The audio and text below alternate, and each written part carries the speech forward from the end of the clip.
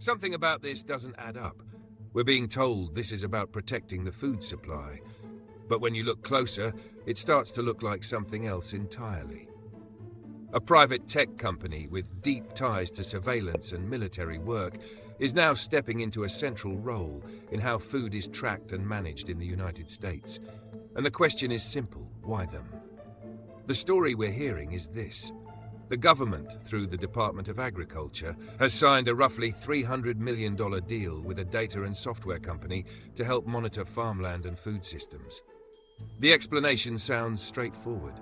Officials say global supply chains are under pressure, foreign land ownership is a concern, and better data tools are needed to keep food systems stable.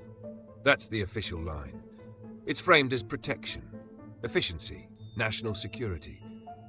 But here's the issue. This company didn't build its reputation on farming or food safety. It built its reputation on surveillance, intelligence work, and military contracts. Its own leadership has openly talked about helping governments carry out operations that go far beyond simple data management. And that's where things start to fall apart. If you haven't done so, go ahead and subscribe. Please support the channel by liking the video. We needed your support to keep bringing you news like this. Now let's walk through this step by step.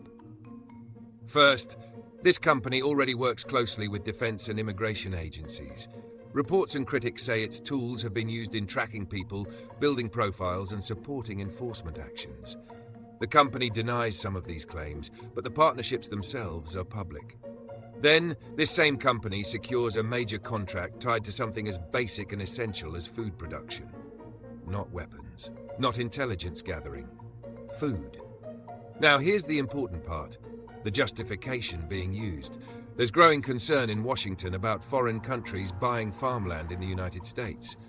That concern is real, but it's also being used to argue for more monitoring, more data collection, and more centralized control over land and agriculture. And here's where it gets interesting. Critics are saying this isn't just about food. It's about expanding a system of oversight, one that tracks, predicts, and potentially controls behavior at scale. Now watch what happens next. The company itself has put out public statements about how it sees the future, not just in agriculture, but in society. Ideas about stronger military systems, about mandatory national service, about using software as the backbone of power. So when you put that together, a company with that worldview, that track record, and those contracts, now being placed inside the system that monitors food production, it raises a bigger question. Who benefits from that level of control? And that leads to one conclusion. This isn't just a technical upgrade. It's a shift in who holds information and power over something every person depends on. This matters because food isn't just another industry. It's survival.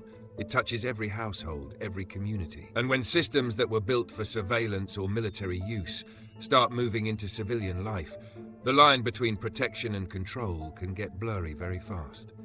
This is the part most people miss. It's not just about what the system does today. It's about what it could be used for tomorrow.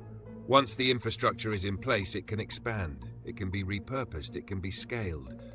So the real question is, are we watching a solution to a problem? Or the quiet expansion of a system most people never agreed to? If you're following this and want to help this channel grow and continue bringing you stories like this, take a second to like the video and subscribe. That support actually makes a difference.